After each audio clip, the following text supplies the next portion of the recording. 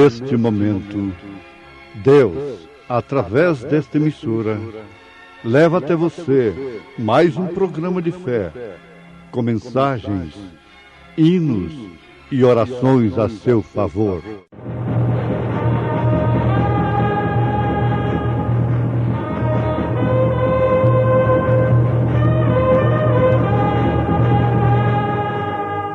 Fé para vencer. Somente crer, somente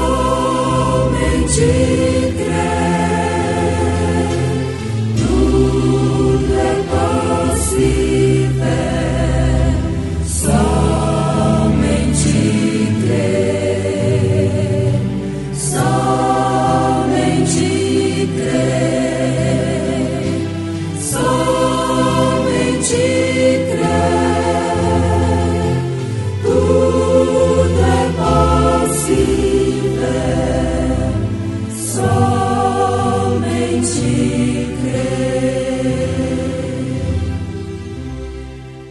E beberam todos de uma mesma bebida espiritual, porque bebiam da pedra espiritual que os seguia. E a pedra era Cristo, segura na mão de Deus.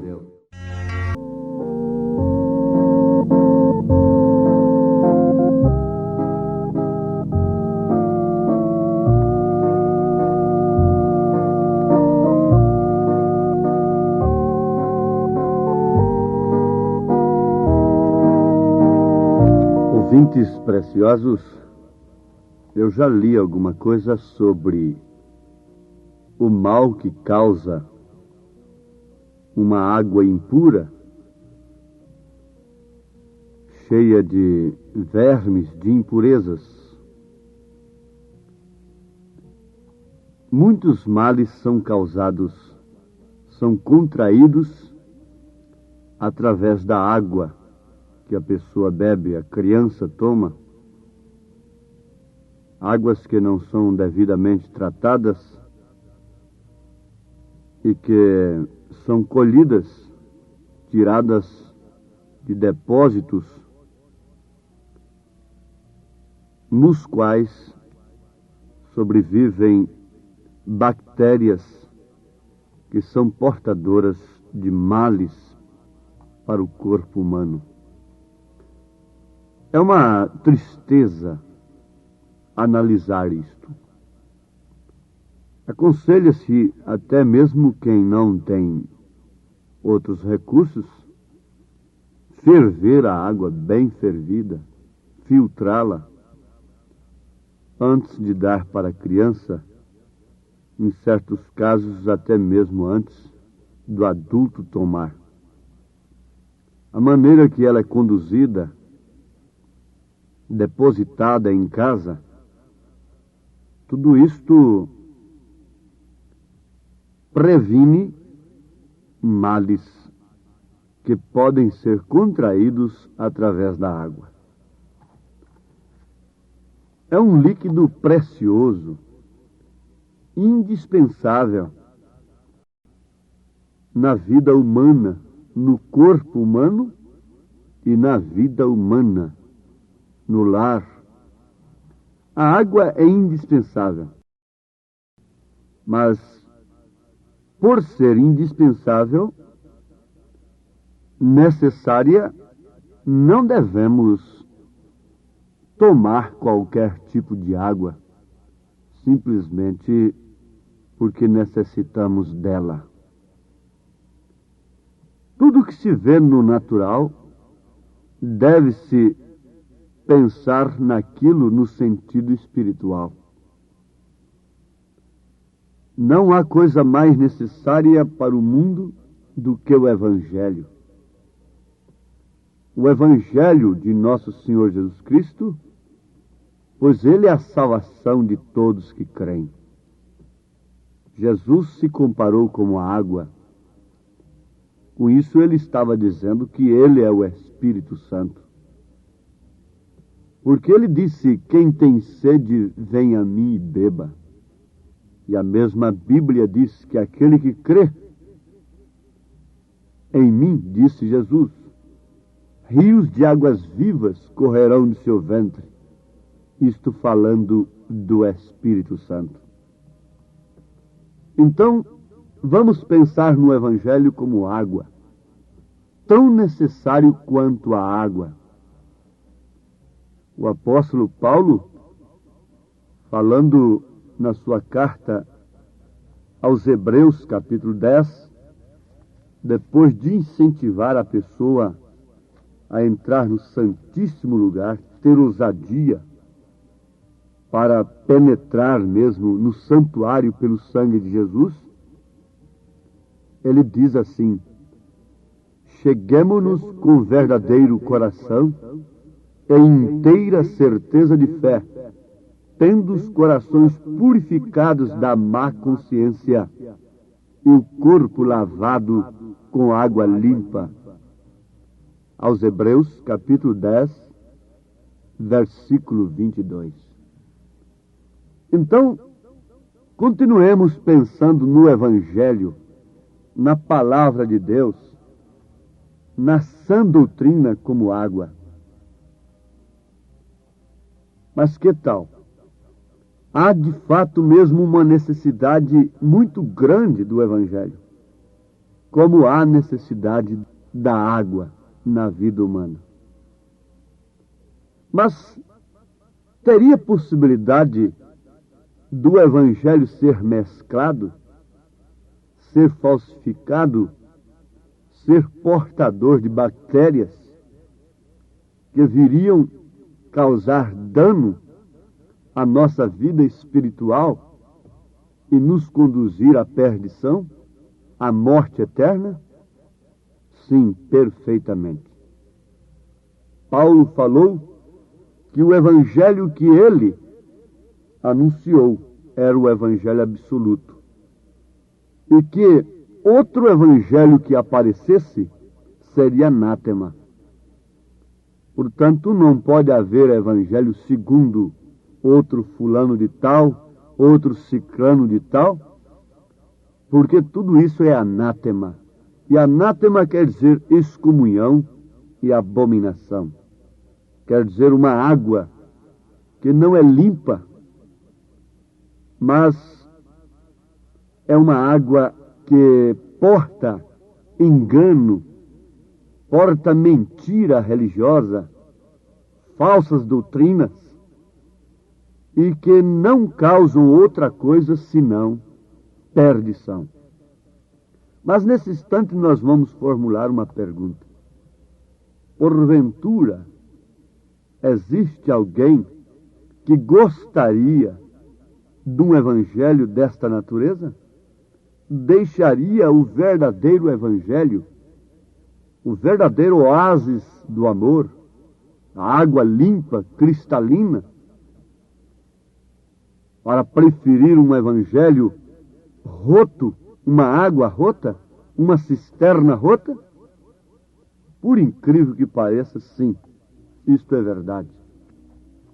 O mundo, no sentido geral, tem preferido a água rota. Tem preferido o evangelho que é uma porta larga, que é uma estrada espaçosa, porém que conduz à perdição. Jeremias, capítulo 2, versículo 13, faz uma denúncia de Deus a respeito de um povo que houvera provado pessoalmente, vivamente, das coisas de Deus, das bênçãos de Deus. No entanto, aquele povo fez uma grande maldade para si mesmo.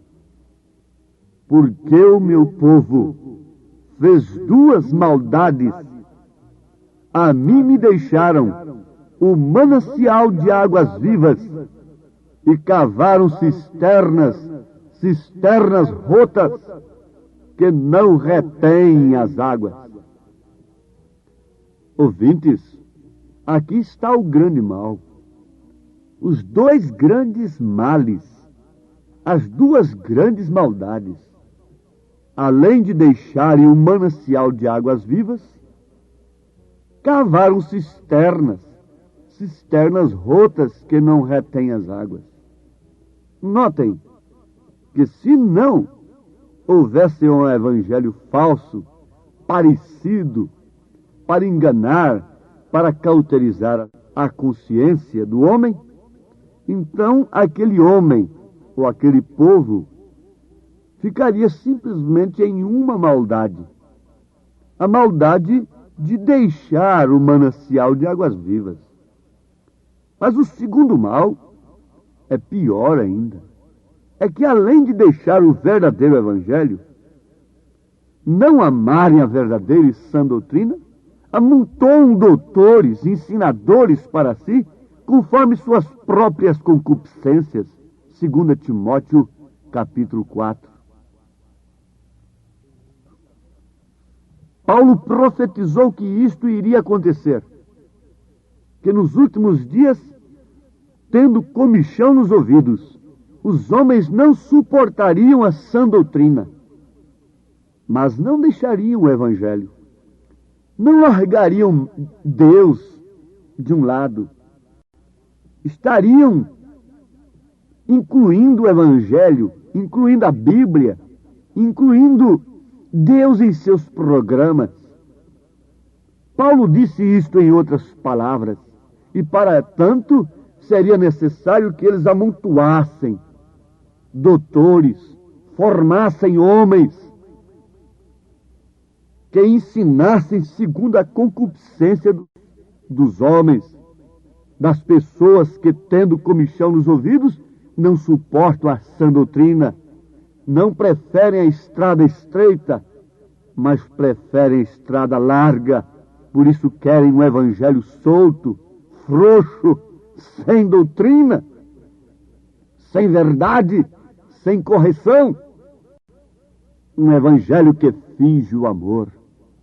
Um evangelho que finge a piedade, segundo a profecia do próprio Paulo, mas nega a sua eficácia, nega com sua vida. Então são duas maldades terríveis.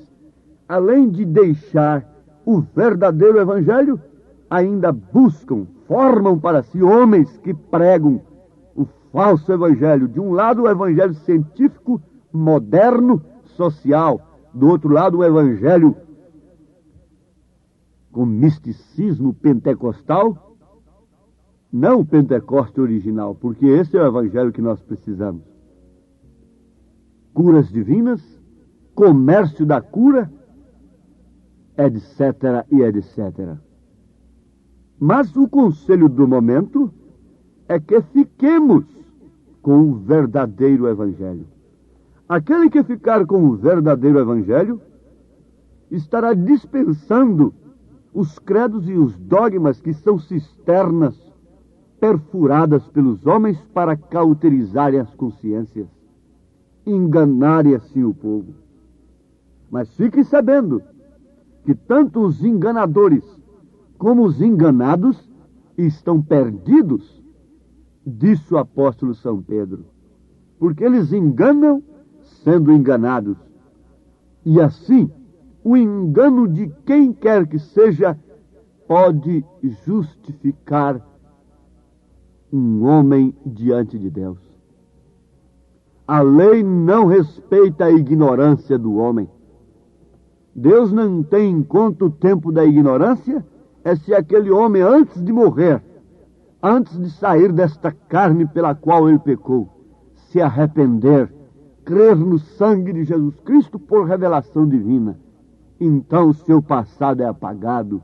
Deus não tem em conta o tempo da ignorância, é apenas exclusivamente neste sentido.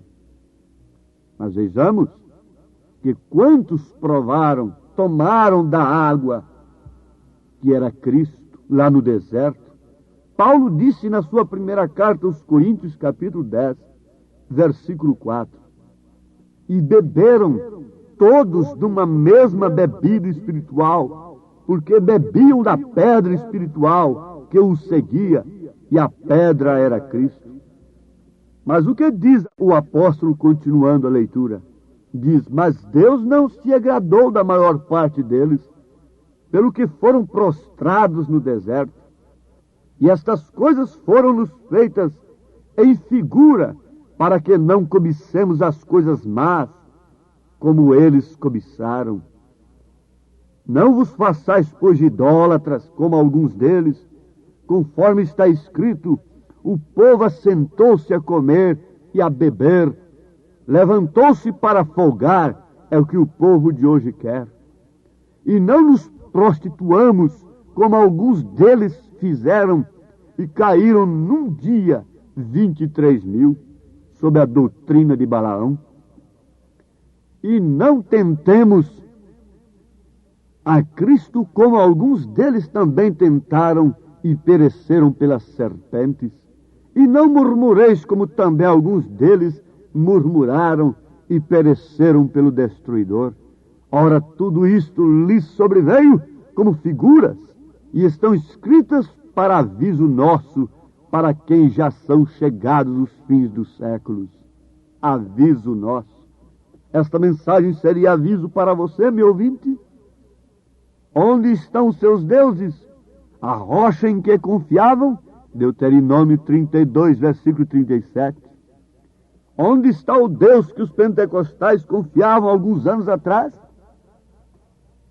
E mantinham-se separados do mundo? Tomaram da água? Beberam da mesma rocha? Mas pereceram no deserto sob a doutrina de Balaão?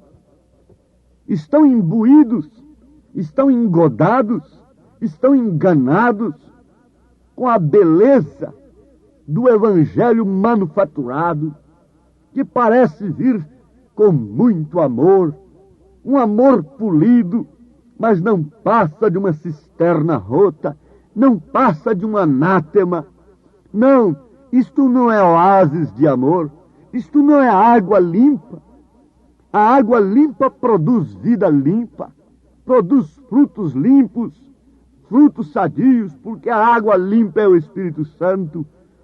E não pode uma pessoa ter o Espírito Santo tendo uma vida suja, de mentira, de prostituição, de vícios, de adultério, de seminudismo, engodado com o mundo. Não, quem toma água limpa tem vida limpa.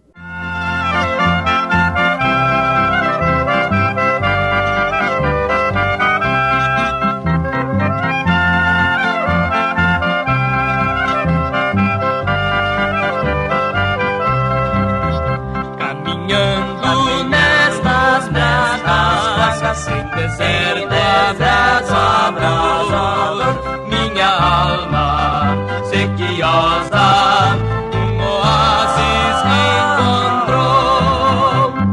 Vem depressa descansar em Jesus o Salvador. Vem beber da água viva, do oásis do amor.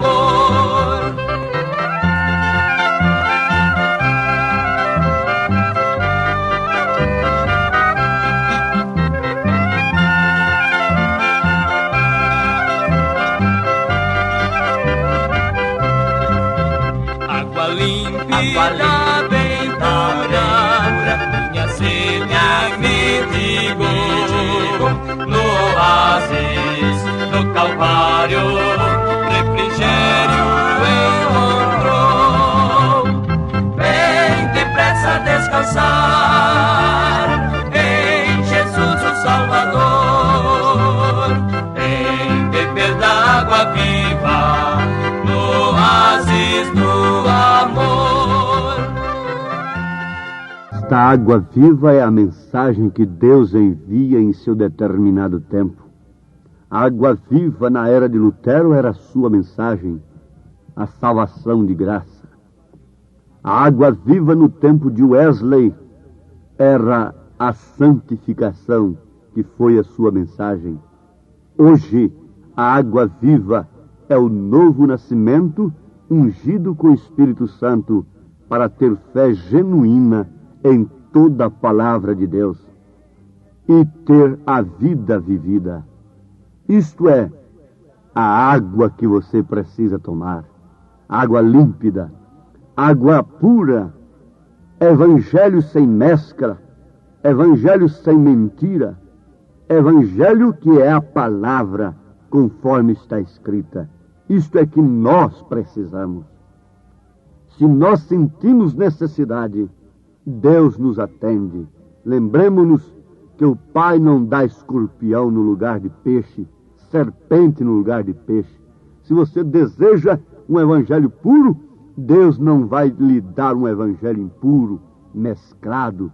Se você deseja um pão vivo, verdadeiro, Ele não lhe dará pedra. Ele lhe dará o verdadeiro evangelho. E é isto que Ele está te fazendo através deste programa. Em nome de Jesus Cristo. Amém.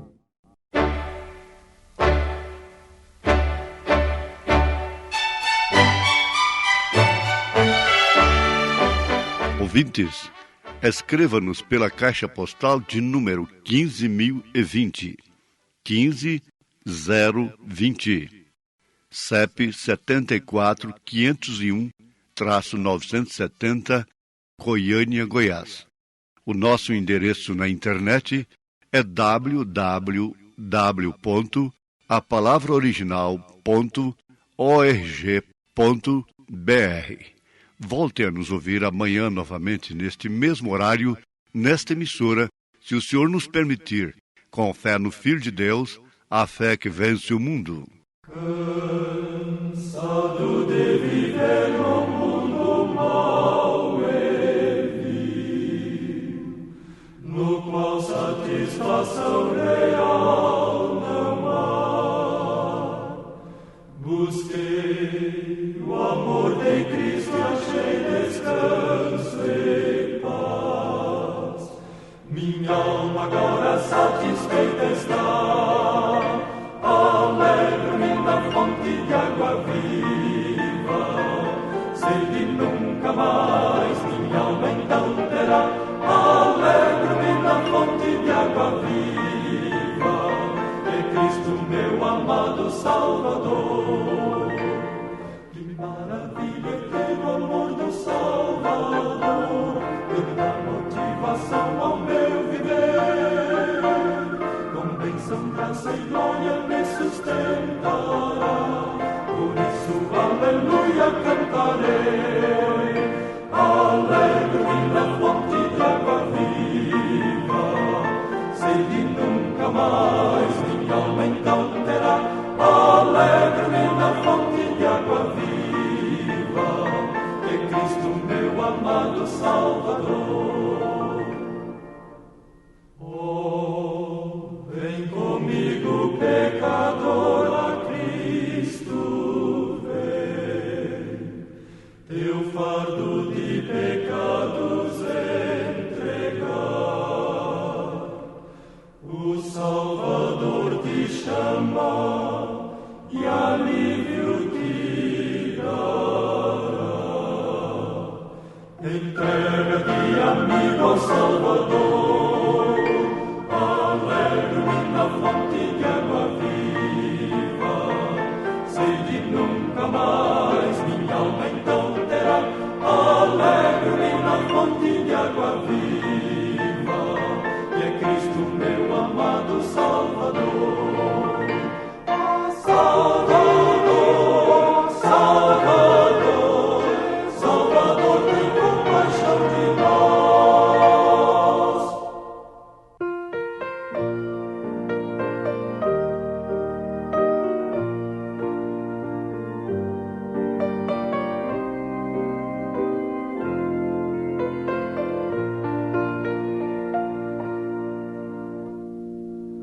Um forasteiro sou aqui no mundo,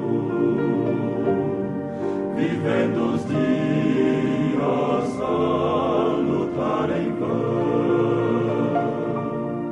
Sem esperança procurei ter paz, e tudo foi fracasso e ilusão.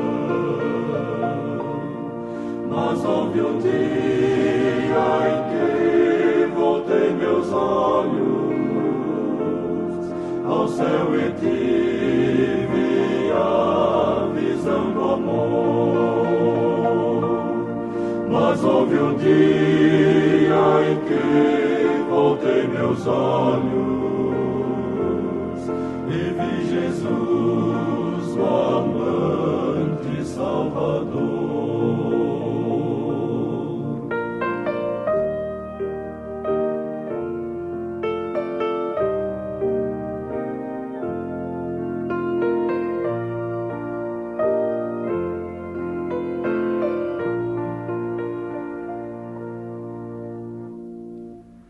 E agora clara se tornou a vida,